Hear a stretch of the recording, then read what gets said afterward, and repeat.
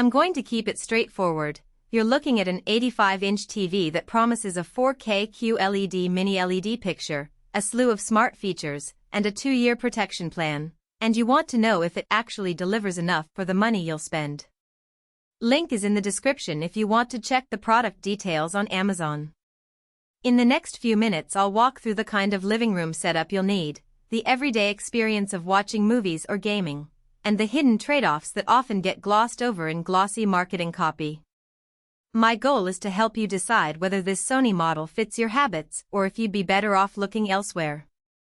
First, let's talk about the size. An 85-inch screen is a commitment. It will dominate a typical bedroom or a small apartment living area. In my research I saw a lot of owners pairing it with a wall mount that tilts a few degrees, because the sweet spot for an 85-inch panel sits about 8 feet away. If your couch is closer than 7 feet, you'll notice the edges of the picture, and the immersive effect can feel a bit forced. On the other hand, if you have a dedicated media room or a fairly spacious open-plan layout, the screen fills the field of view nicely without you needing to crane your neck. So, the first question you should ask yourself is, do you have enough wall space and viewing distance? If you're on the fence, measure the distance from your primary seating to where the TV would sit, and compare it to the roughly 2.1 m recommendation for 85-inch 4K.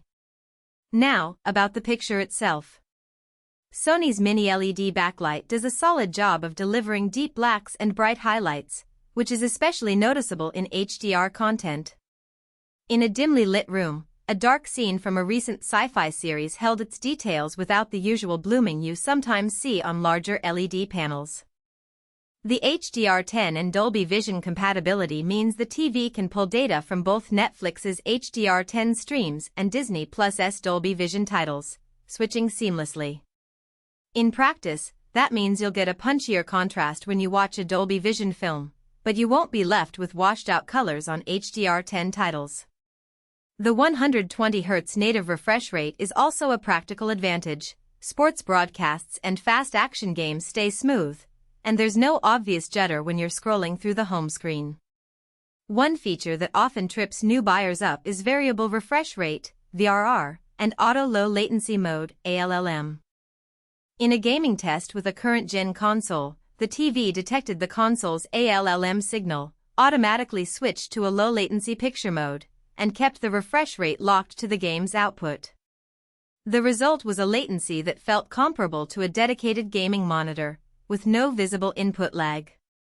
That said, the TV's HDMI 2.1 ports are limited to 4K per 120 Hz, which is fine for most consoles, but if you were hoping to push 8K gaming or need more than 4 HDMI inputs for a full home theater setup, you'll have to prioritize which devices stay connected. Smart functionality is another practical area. Sony's Android TV platform gives you access to the major streaming apps, and the voice remote works with Google Assistant, letting you turn the TV on, adjust volume, or ask for the weather without lifting a finger. The downside is that the UI can feel a bit sluggish when you bounce between apps, especially on a slower Wi-Fi network. I found that using a wired Ethernet connection eliminated the occasional buffering when streaming 4K HDR movies, so if you're a binge watcher, consider running a cable behind the TV.